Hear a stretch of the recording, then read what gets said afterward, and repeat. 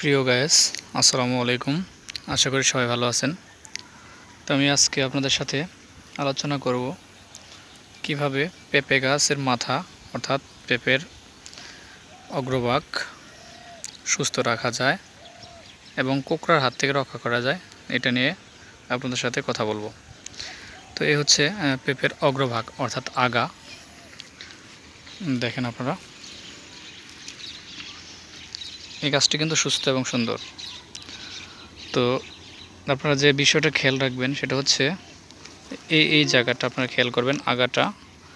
এখানে অনেক ক্ষেত্রে দেখা যায় যে মাকড়, লাল মাকড় এবং সাদামাছি প্রচুর পরিমাণে থাকে আর কি এই জায়গাতে, যার কারণে পাতাগুলো কোঁকড়া হয়ে আসে এবং পরে আস্তে আস্তে গাছ কোঁকড়া হওয়ার কারণে ফল দেওয়া বন্ধ করে দেয় এবং মারা যায়। এই জায়গাটা বেশি বেশি খেয়াল রাখবেন। এই কচি পাতা অর্থাৎ অগ্রভাগ, পেঁপে গাছের অগ্রভাগে মাকড়, লাল মাকড় এবং সাদামাছি দেখা যায়, সেক্ষেত্রে গাছ আস্তে আস্তে দেখবেন কোঁকড়া হয়ে আসবে। তো এটার জন্য আপনারা ব্যবহার করতে পারেন একতারা 16 লিটার ট্যাঙ্কিতে 1 প্যাকেট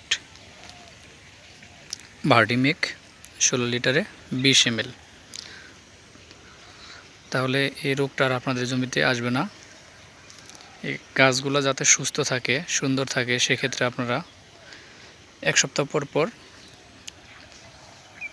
এই ওষুধটা স্প্রে করবেন। তাহলে দেখবেন আপনার পুরো জমির গাছ একদম সুস্থ সুন্দর।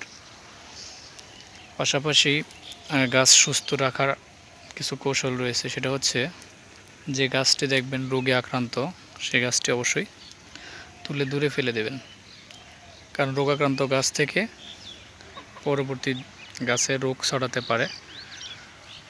তাই সতর্কতা হিসাবে আপনারা এই কাজটা করবেন। আর জমিতে যদি পানি না থাকে সেক্ষেত্রে আপনারা সেচ দিতে পারেন। 1 সপ্তাহ পর পর জমিতে সেচ দিবেন এবং পানি নিষ্কাশন ব্যবস্থা অবশ্যই করে দেবেন। তাহলে দেখবেন পেঁপে গাছ আর মরবে না, গাছগুলো সুস্থ এবং সুন্দর থাকবে। তো ধন্যবাদ সকলকে। আসসালামু আলাইকুম।